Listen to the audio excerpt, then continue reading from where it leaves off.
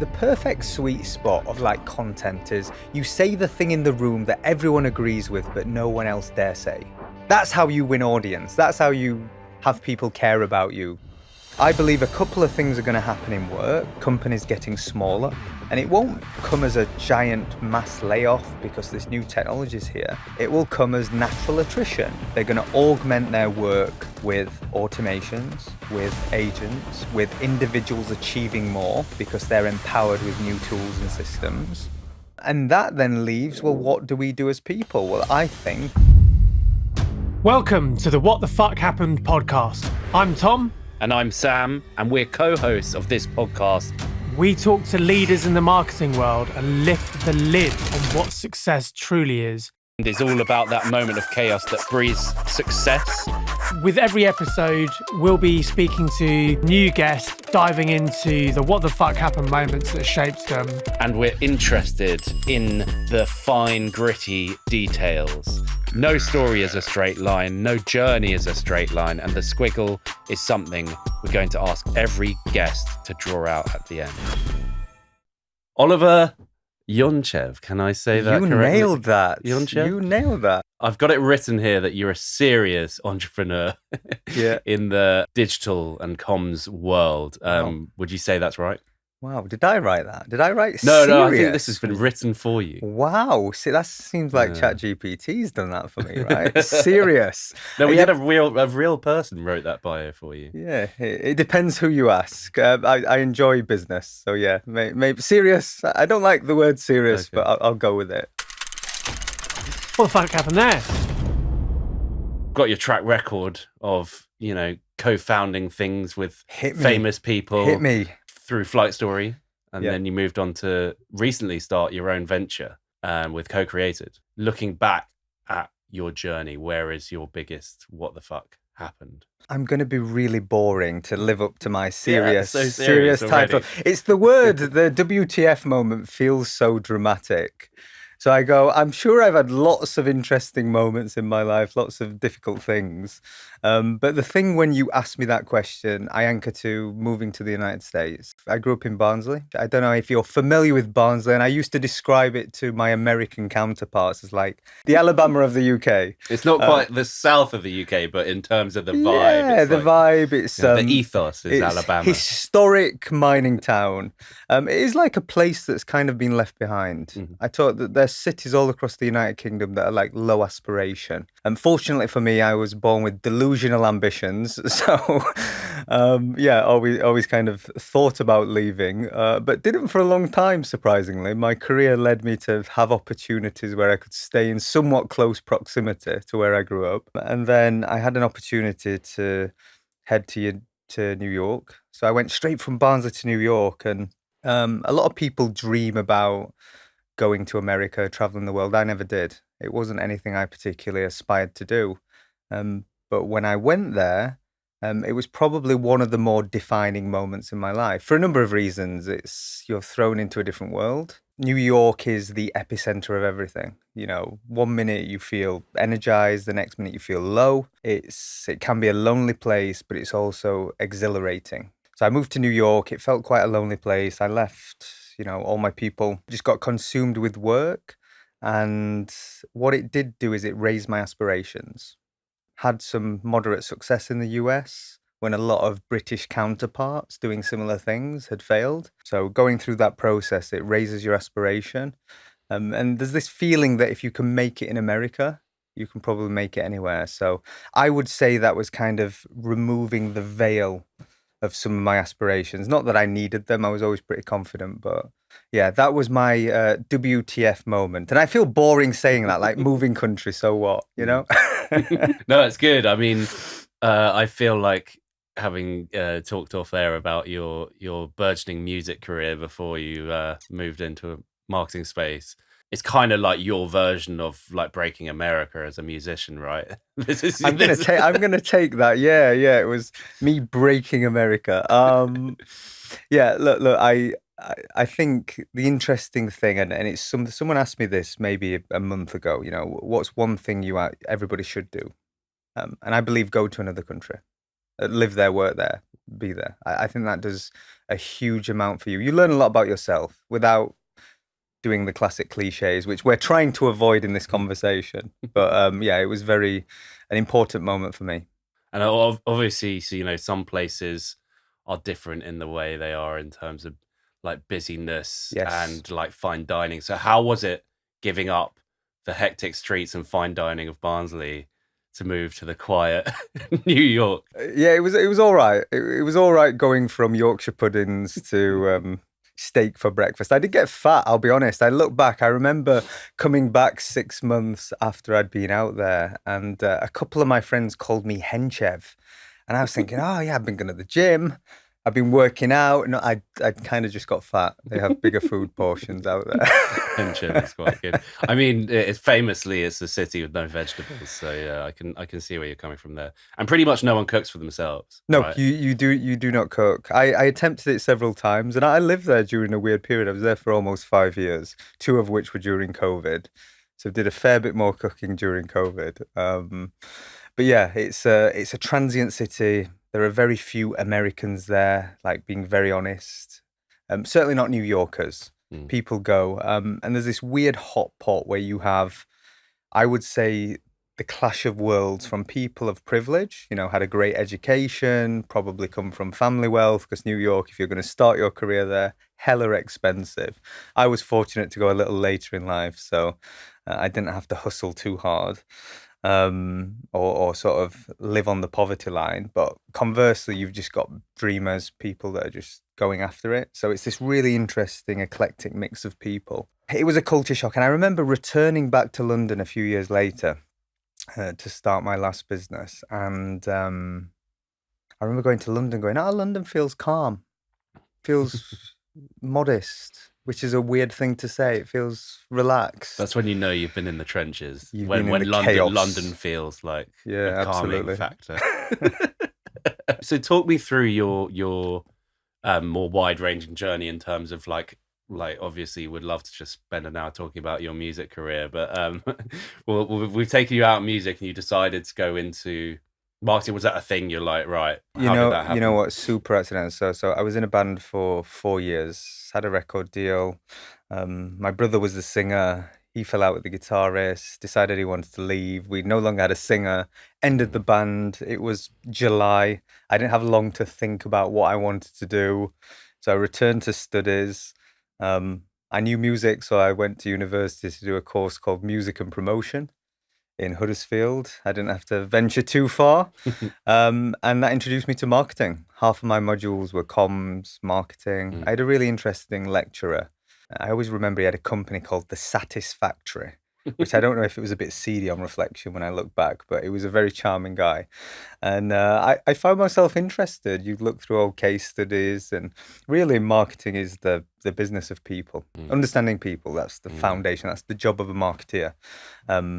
Not that I'm certainly not qualified to talk on psychology, but I've read a lot about the human psyche, and it just felt like a good fit. So I was like, okay, well, maybe there's a job in this. Out of university, still, I didn't know exactly what I wanted to do. I'd probably start to distance myself from my first thought, which was, I'll go work in a record label. I'll do marketing in a record label. That was a logical step. But I had an opportunity to work for a media owner. They did a graduate program, which they hadn't done for a long, long time. There weren't that many media-related jobs outside of London.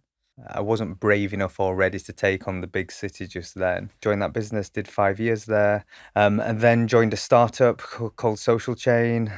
That was where I had an opportunity to move to the US. That startup was really successful. I consider it entrepreneur school. Yeah, nice. It was. I had a lot of responsibility, a lot of accountability. It was chaos at times. It was beautiful, great people, a young ethos, a delusional ambition that existed within the walls of that company. Startup culture. Yeah, real startup culture. Particularly, there's something about startups which is poetically beautiful, but there's something about startups where the average age in the business is 22. Bearing in mind, I joined this business as one of the oldest and most mature heads with my 4 years of experience. So going into a business like that, I had certain advantages with an extensive 4 years. But yeah, went through that business that had a lot of success. And when you're in a high growth company, it's exhilarating. It presents opportunity. If you've experienced that, you probably take quite a lot of the DNA or anti-DNA type thing when you look at people doing it and you think, I would never do it that way, or I love the way they do that. Do you know what I mean? Yeah, And yeah. I think now you've started your own thing, there must be a lot of those thoughts percolating about your experience back then. Yeah, that was an interesting business because what attracted me, I was working for a large media owner. They looked after me. I had great mentorship. I was put on a training course every 2 weeks. I'd started building side hustles. My first business was a light bulb business, and it was only, not that I have a deep passion for, yeah, I mean, yeah, there's irony in that. Not that I have a deep passion for light bulbs, but I wanted to figure out, how do I ship things from one country to another? How do I sell things online? Light bulbs were low cost, high margin, quite boutique, interesting light bulbs. I make it sound really dull, but it Was they wasn't like bad, nice though. Edison They were light bulbs? Edison. They were Yeah. the vintage era coming through where people yeah. started to pay attention to lighting. So yeah, out of just a quick look on Alibaba at the time, it was kind of the default position I went to. But yeah, I joined that business, and what drew me in was just this entrepreneurial flair, this belief that it could do anything. But it was chaos. There was very little structure. It was a business that could pick up 5 projects and 4 of them would wildly fuck up. One of them would be magic. And there's something beautiful about that. We live for the highs in marketing. It's very much the is it Google X? Have you heard of Google Yes, X? Google X, yes. And they're essentially one of those first companies who moonshot did factory. we want you to fail 49 times because those ideas, one of the 50th will be the Yes. one that was mental and crazy when you first started it and is now the thing. Yeah, it's the outsized return. So I joined that business. It was young. I could create a lot of value quickly. And what I learned from that experience was how critical culture was.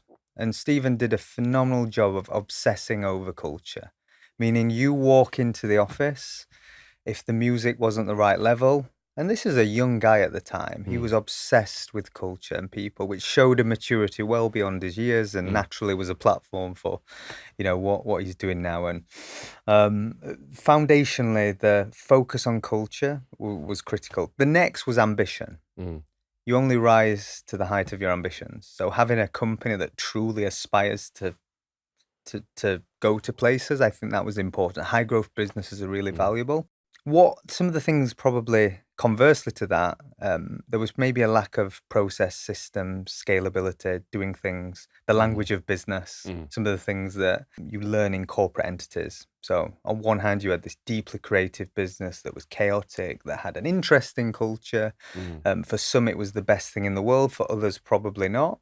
But I took a lot from that experience. I went to lead the US entity, and it was really interesting moving to the US. So in the UK, we would have the world's biggest brands knocking at our door. Business development was the easiest task in the world. In the US, no one cared. We were just another company doing the same things. And then Stephen and I made the decision.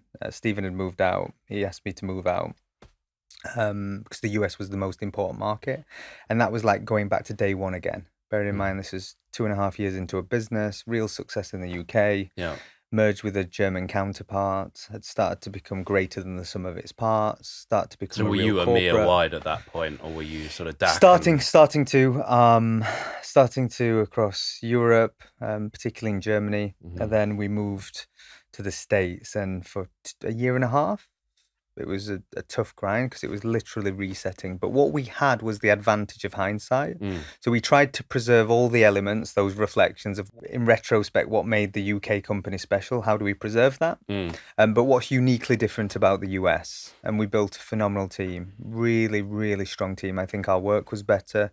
Within 3 years, it was the most profitable part of the business. The US was arguably one of the more high growth areas. I say arguably, it was the biggest opportunity for the organization as a whole. And then Stephen had made the decision to exit. By this time, we're really good friends. And then 6 months later, I'd kind of maximized my position in that business.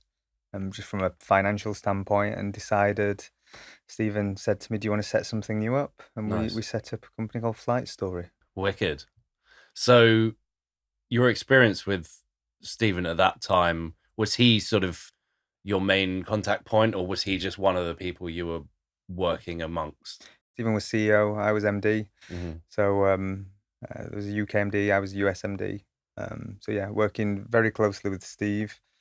But we were also good friends as well by this Yeah. point. And again, Did you see that he was quite a sort of visionary in terms of how he wanted to do things, and he seems like someone who quite likes his own way of thinking rather than sort of following any kind of. Oh yeah, he's the thing that Steve doesn't get credit for, probably, he outworks everyone, works harder than everyone on himself. When I say we're hard work, he will read more than everyone else. I'm extremely competitive. Mm-hmm. He's a psychopath with competition, very, very driven, and clearly, everything he's gone on to achieve speaks volumes about, the character. So yeah, I learned a lot from Steve. I learned a hell of a lot. And actually my default position is one of slightly more hesitant, calculated risk. He has just this appetite to take risks, and that's infectious. I was around it for, we worked together for nearly 10 years. I have an interesting sort of question about that, actually, because I'm in that same sort of situation with a business partner who challenges me a lot and has a different vibe, and it seems like you are the me, and my business partner Tom would be this Stephen Bartlett. He hasn't quite reached that level of fame yet, but I'm sure he'll get there. But you complement one another. Well, the thing I always say is like 99% of it is healthy friction. He's the done is better than perfect. Yes. And I'm the like, but it could be better, and I want it to be perfect, and then we kind of have to meet in the middle of like, the creative it's in you. done, but it's better than the first draft. So for me, that kind of like, as long as we are meeting and on things that don't need that friction, you have to decide, because it does take away your energy when you're both fighting for slightly different things, but you know that the end result is the best thing it could be for the business type thing. Did you have that experience? Oh God, yes, all the time. You can't take two type A personalities, very driven with strong opinions, and not clash. But to your point, it's a very healthy clash. I think as long as you're aligned on values. What we did really well probably in setting up Flight Story, Stephen from day one said to me, "We're going to set up Flight Story. I'm going to be responsible for these things. You do everything else." And we were able to draw very clear lines, and that was helpful just from a self-agency standpoint. I'd be accountable for these things, you're accountable for these things. So you can hold each other to account. But I think the interesting thing about work today is that those tension points are critical if you want to achieve great things. You can't be mediocre and have a phenomenal business. It just doesn't. Business is hard. It's so audacious to think you can create value out of nothing. You can start something and, create jobs and prosperity and opportunity and wealth. That's a really audacious, difficult thing to do. So if you don't have very high standards, if you don't have people around you that make you better, what is it? I don't want to be cliche. I hate myself for being that guy that's defaulting to cliches, but iron sharpens iron. Raise the room. I'm a big believer in bringing, very, very capable people around you, and in setting up Cocreatd. So I had an opportunity when making some structural changes to merge the media business with the marketing business, the creative business, should I say. I had an opportunity to sell my shares in the company, which then leaves you with this, what do I do next? And there's always this pull to do something completely different. You want a new challenge. I've had chapters of my life, music, media, social media marketing, innovation, tech, marketing. And then now it's, well, what do I do? And really, I kind of reflected and gone, I would be silly to not anchor myself to my domain knowledge. Love marketing, creative, tech, media. I understand business in a way that I didn't several years ago. So how do I apply my knowledge of scaling organizations from zero to, going through IPOs, etc.? How do I apply that? And then the third part was, how can I pay it forward in some respects? And actually, there's something really energizing. I now sort of back and co-found companies with my partners, with a whole plethora of entrepreneurs. And there's something really nice about seeing someone starry-eyed about things that I'm desensitized to. Mm. That client win, that moment. One of our investments got a mention in Forbes the other day, and they were over the moon. And I'm so desensitized to these little wins, and it just reminds you how it takes you back to a place. One of my favorite comedians calls it being hungry-eyed. He's a very famous comedian. He now still shows up at these little walk-ins in some random obscure town and does a little 10-minute set because it takes him back to that place. He calls it being hungry-eyed. And I've kind of always drawn on that, going, there's something really rewarding about being able to return to that place. And, now it's harder for me to do that because the stakes are higher, you become desensitized, but surrounding yourself with people and going on that journey with others, you get to experience it. For an analogy, it's a bit like, the kids growing up their first love, you live through your child, absolutely. And you're just this grumpy yes. old man who's had numerous divorces. Jaded. The life stick has got hold of you. It's beaten you. You can't even love anymore. The only way you can experience love is through a young child. Yeah, I'm going to use that line. Yeah. I'm going to say, I feel like a father figure now. When you're founding a business, until you can bring in people, you're essentially wearing like you're everything. The marketer's hat, the sales hat, the manager's hat, blah, blah, blah. And you're also doing all the some of the menial tasks and all that kind of stuff. Do you think you can go from being in an organization where there's probably quite specific roles and people are really blinker vision in what they're doing to potentially doing a finger a lot of different pies across the business? How do you make that switch to founder where you're going to have eyes on everything? I think if you're self-aware and you've got grit and you're resilient, yes, you can. I think self-awareness is key.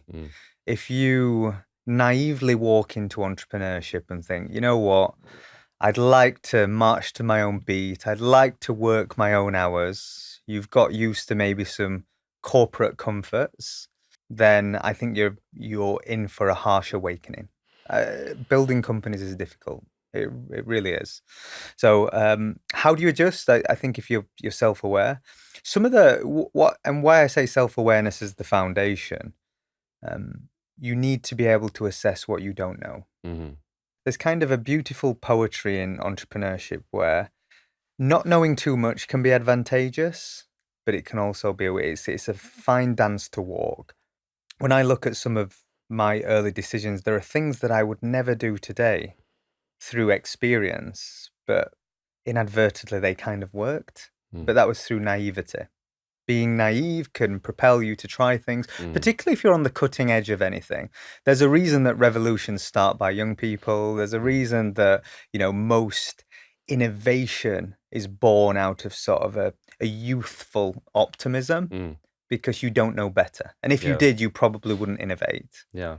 You've got too much to lose. My general thesis, if you've come from a corporate background where there's more structure, as long as you're self-aware, you're prepared, you have grit, you have resilience, you can definitely do it. And the sooner you can surround yourself with people that complement you. Remember, business is a team sport. Yes, you will wear the many hats. There will be things that a entrepreneur or a founder will be the only person in the room care about. You can probably empathize with this. There'll be things that just bother you that won't bother anyone else. That little misspelling on your website, or just there's things that should bother you but don't bother anyone else. Why would they care? But if you can park those things, I think anyone can transition to entrepreneurship. I think there's the thought that came up for me was the fact that I've always said about my university, 3 years doing a bachelor's degree in philosophy. I came out knowing less than when I went in.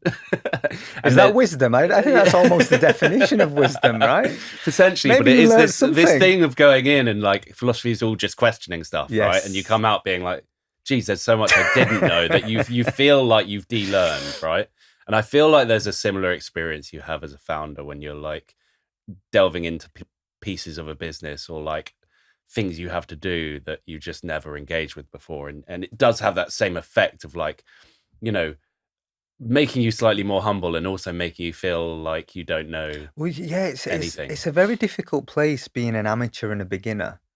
So you can be an absolute beast, a leading expert in your field and your domain. And then suddenly you now have to be responsible for your accounting, and you need to know HR law, and you need to start to get exposure. Maybe you've worked in a professional service and never had to think particularly creatively, and now you need to get inventive around how you self-promote. These are, it's very testing to be a beginner again. And actually there's a difficulty, I think, founders particularly. If you've decided that you want to take agency and build a company, there's usually a couple of things driving you. Ambition, I think, is universal, but there's usually insecurity. You want to prove yourself. Maybe you like challenges. Maybe it's your ego. Those things are directly contrasting with this idea that you're going to be humbled a lot. So your faith, you have that sort of come to Jesus moment often, daily, all the time, all the uncertain things that can happen. So yeah, there's all these contradictions that exist when you decide you're going to take that path. You mentioned HR policies in the middle of that, and I did think you did call me serious. You called me serious earlier. We started this by saying I'm serious. Of course, all I'm doing is picking up on all your serious points. Anything funny you say, I'll just push to the side. I'm really pushing your serious brand here. No, but the thing I was going to say is, because this was a big part of why I wanted to talk to you, because I think I've been through a similar journey in the AI space and sort of exploring that new opportunity. Yes. Which anyone would be silly not to do if they're founding a business today. But the thing I tried quite early on was I was just analyzing, okay, these things aren't that clever yet, but they're good at doing certain things. For me, it was like, our accountancy and sort of HR people agency came to us and said, you need to have these policies in place, and each one costs 500 quid. And it's just like box ticking verbiage, right? So I was like, fuck that. I'm going to use ChatGPT. And I just like got loads of data around what these different policies should look like, and then input all our data that filled all the fields, and got all these lovely policies made for me out of ChatGPT. And then I went to them and said, look, we're not going to pay you, but I've made these. I just wanted to check, are they legally binding? And obviously they were like, no, we would have to do them, and it's £500 a piece or whatever. And we were just like, nah.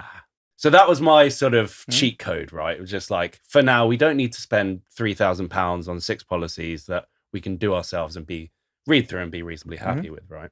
There's also some risk involved in that, but you're sort of constantly making these decisions around what is pivotal today and what's, something we can do tomorrow. And that tomorrow list just gets bigger and bigger and bigger. But AI is an opportunity there to just get something done or to integrate some part of workflows. My mind goes to this like mega flow chart, and every single moment that's interaction between manual task and manual task, can it be automated? I know it's something you explore and you talk a lot about efficiency. What's your journey been with that? And where are you at on the sort of evangelist to denier level? Oh, I'm converted. I was converted a long time ago. We brought in Mo Golda into our business as chief AI officer. And Mo he wrote a book called Scary Smart. And that was kind of a real eye-opener for me in reading that. And it's very existential. It talks about, the great risk. Humanity has preserved intelligence for a long time. It's the one thing that set us apart from everything around us. Human ingenuity is a wonderful thing. When that's no longer preserved by humanity, what is left? And sounds actually a bit like the Coming Wave. Have you read that one, which was a big... No. That's like the most doom and gloom. Right, like, okay. The existential... Apocalyptic. Well, look, there was a study 2.5 years ago. It was the largest study of its kind, 700 academics, leading authorities in the field of artificial intelligence, and they surveyed these 700 plus people, who know their stuff, and they asked them a simple question: could AI contribute to the annihilation of mankind? And 15% of them believed that there was at least a 1 in 10 or greater chance that that would be true. That'd be the case. So these are smart people, and you can't sort of worry too much about the things you can't control, because the forces in AI are very human. Greed, fear of missing out. Let me zoom out for a second on the AI picture.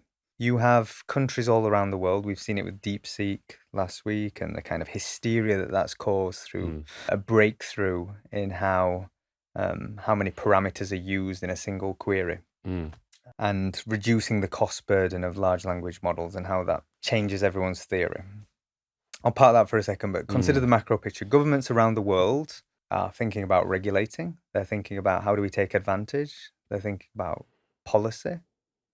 You have the entire finance industry spending more capital than any other time financing the infrastructure and the development of AI. You have the entire startup community building application layer after application layer. You have the smartest people in the world. You have every kid in their bedroom interfacing with the technology. So you've got all these conflating factors, meaning that, there are some well-governed principles around technology.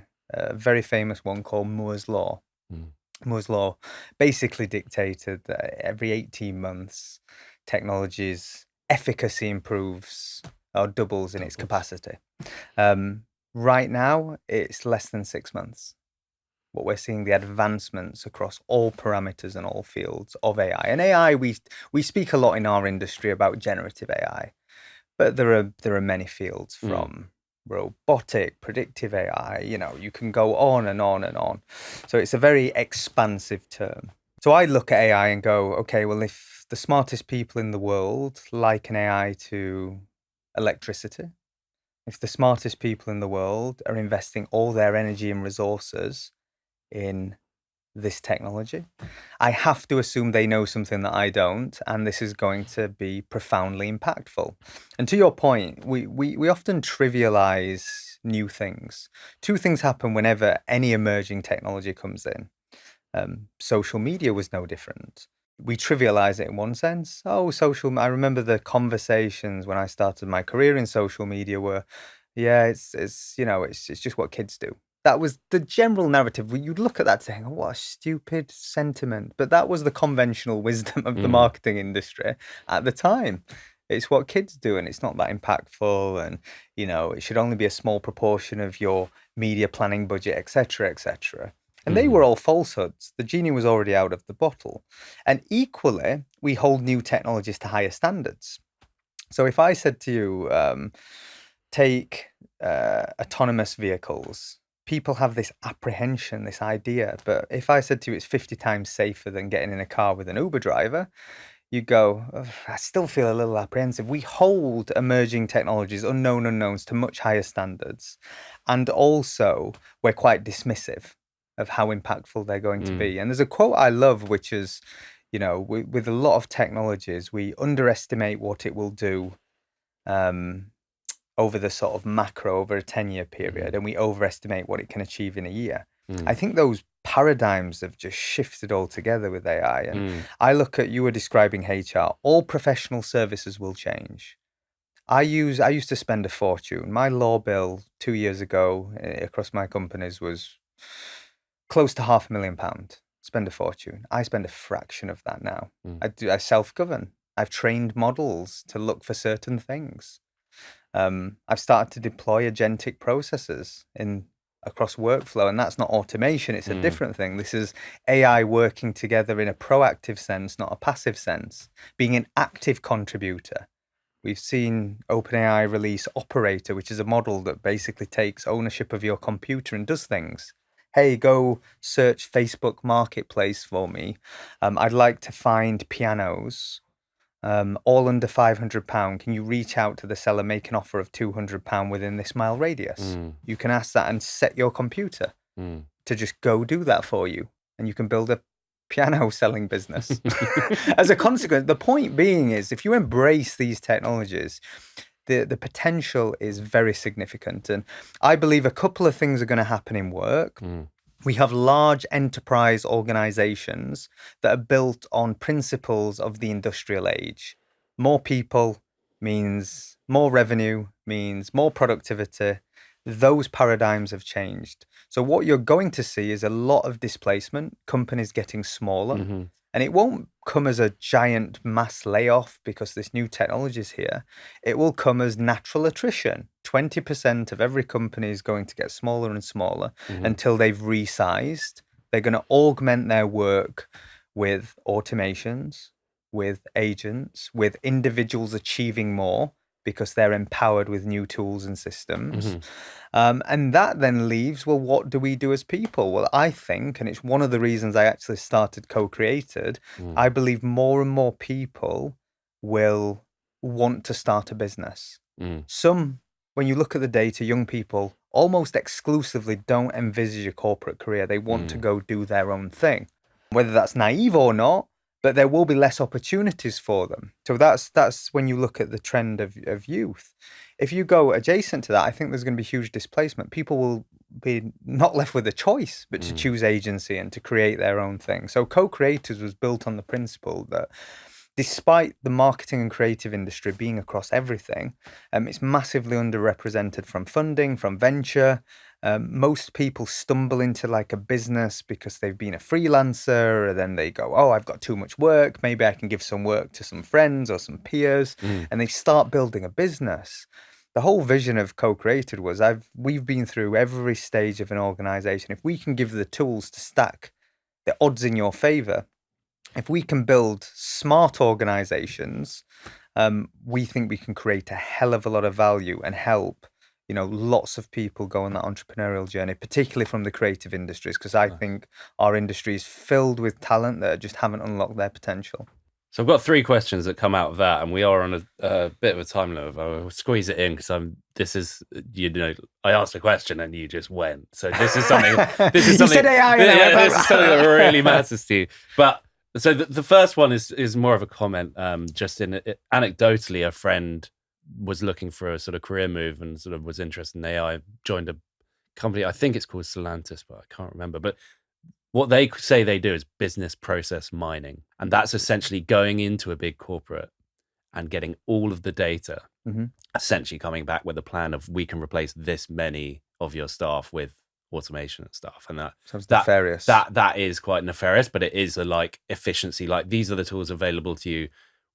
These manual tasks make up entire jobs that can just. Is this consultants rebranding themselves? This sounds like McKinsey doing a rebrand. But they are fire everyone. Anyway, they're nailing it. So, however they've rebranded, they obviously done it quite well. So that I find that really interesting in terms of this. Like, it is essentially a sort of optimization process, but it does end up, and as you say, there's going to be. Job losses, but job creation at 100%. The same time. Through that chaos, there will be some turbulence. And then after a while, it may just sort of calm down a bit. But we're going into that period of turbulence. We've seen it with some of our big clients who have had, 30,000 layoffs from Dell Technologies or whatever. Chaos is good, by the way. It doesn't for a lot of people. You sound like the guy. Have you seen the film Fifth Element?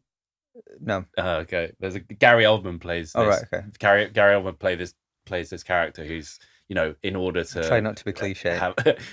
Well, it's not cliche at all. Actually, it's one of his weirder roles. He has this like inky hair that like dribbles when he's upset. But he essentially is his mantra. It's like the world needs to be broken for us to fix it better. To create something better. Yeah, absolutely. And also, there's opportunity in whenever there's any shifts, any changes. Our default human condition is to resist. You are in the minority if you in any way sort of embrace, lean into sort of opportunities. So I also think just one point that I think people always feel like you're missing out. With AI, there are about 350 million active users on ChatGPT. There's 7 billion people on the planet. There's about 10% of those are paying users. Most of them are free. Consider that if you're a paying user, you're in the giant minority of people that have the most advanced intelligence that's ever been produced at their fingertips to empower them and support them and aid them. You are already way ahead. If you use ChatGPT, don't trivialize it. You're ahead of so many people in society as a consequence. We're very, very early in this. It doesn't always feel it. You were making a really interesting point about like the macro landscape of AI. Like where is this going? What should we be worried about? What are the opportunities? You take it down to the micro level. Individuals, and that's what you just touched on, like individuals using AI, whether that's for work or whether that's for like their own personal life. It could be really useful in all scopes of life, right? ChatGPT literally came out 2 days before I went to this thing called DM Exco. It's like a digital marketing conference in Cologne. And obviously AI was just like the hot topic, lots of keynote speeches slightly being changed to include AI in them and all that kind of stuff. It was just like that was the thing when ChatGPT came out. But the mantra just going around the whole thing was like AI won't replace you. The people who use it better than you will. And I think that's really important because like, and I've heard a lot of people saying prompting is like a new art form or a new, it's like learning to type. Like learning to prompt will be like a huge thing because the language you put in determines what you get out. Do you have some thoughts over like people's personal approach to using AI and how they should structure their approach to learning it? Yeah, well, number one is just do. Look, I have a tech stack. I use ChatGPT for a lot of utility, for rationalizing data sets.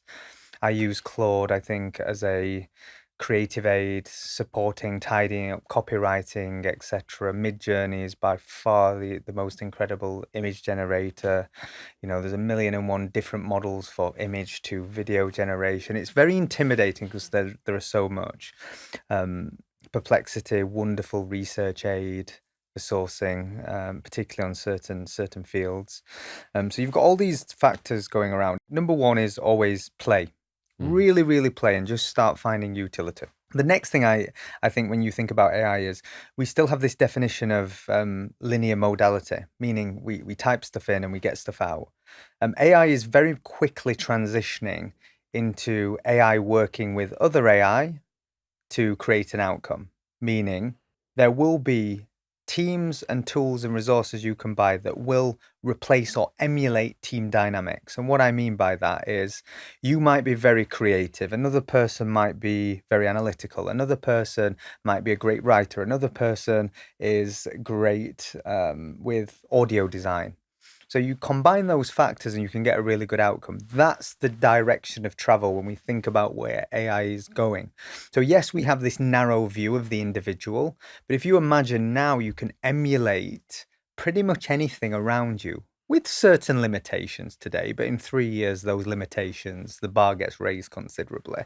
That changes the dynamic of what an individual can achieve. And maybe a year ago, Sam Altman, supervillain, founder of OpenAI, came out and said, an individual, we will see in the next few years the first billion-dollar company by an individual.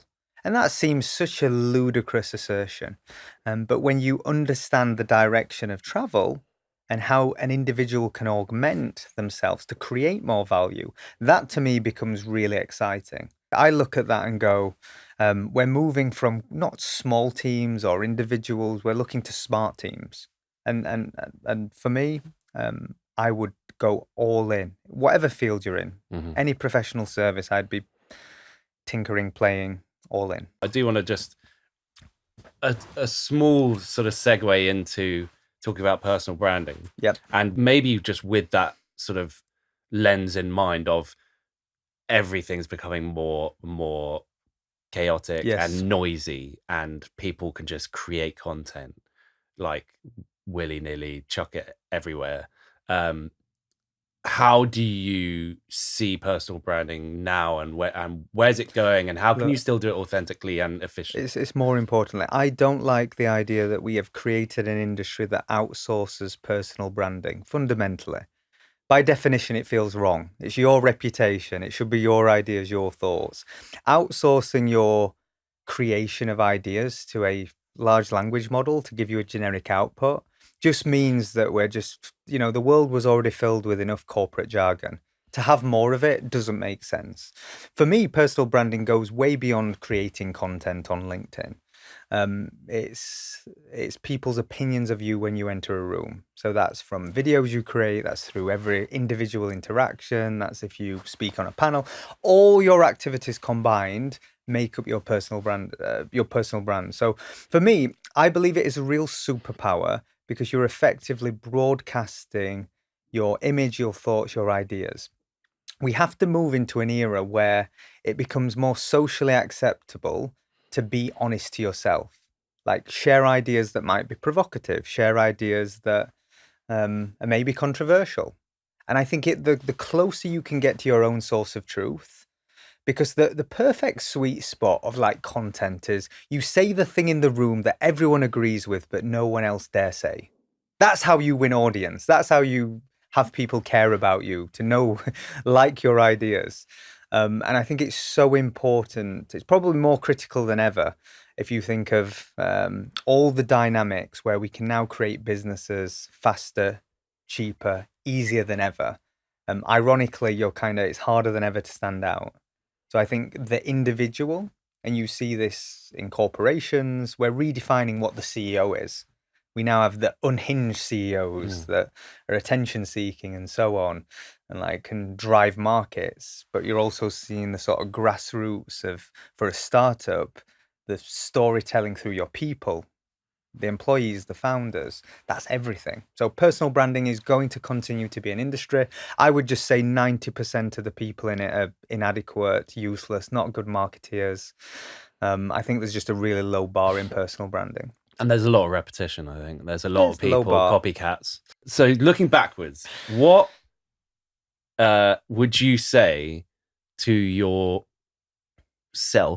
in your what the fuck moment? You've left the warm embrace of Barnsley and you've touched down in the scary streets with people shouting on cell phones in New York. Do you think you'd have anything to say? Do you say like, carry on, you're doing well? Or you know what, I'd say try and be a bit more present. You have these moments in your life and you don't ever fully appreciate them until they're long gone. So I think it's something we continually have to remind ourselves. That would be my number one. Perfect. And then, so future plans, what is 2025? We hope to launch 10 businesses this year. We've launched 3. We have a very, very exciting technology platform that has a very grandiose mission to help be the starting place for 1 million businesses. So we're taking on some mammoth tasks. Delusional ambition, chasing it. That's kind of the mantra of 2025 for me. When we decided to rebrand a few years ago, we went through this journey of like, we're storytellers. How do we embalm that in a brand, but be very simple? We don't want to be like, and we're thinking about the Nike swoosh. We ended up with this squiggle. So the Dojo, the first O turns into this sort of squiggle. Okay. It's like our Nike swoosh. And that is essentially supposed to elicit an idea of storytelling, right? Your story is never a straight line. It's a journey, and it tends to be a squiggle. So if you're thinking of your career, just want you to do your squiggle in your mind with your eyes closed, but just sort of work out what your squiggle would look like. My squiggle does. I'm going to sound like it's like a. It's just straight up. It's straight up. Your squiggle is just an exponential. No, it's like the rise of AI. Yeah, I've I told you this before we started. I haven't had these overly dramatic moments of incredible hardships. Yeah. So I'm very blessed. You're a mathematic's dream, just exponential upward curve. I'd like to think so, but who knows? Maybe the writing's on the wall. Something drastic. What goes up must come down. Right. Ollie, it's been wicked to have you on. Cheers, mate. Nice to meet you. Thank you for listening to the What the Fuck Happened podcast. If you enjoyed this episode and want to listen to more, subscribe to our channel. We look forward to seeing you the next one. What the fuck happened there?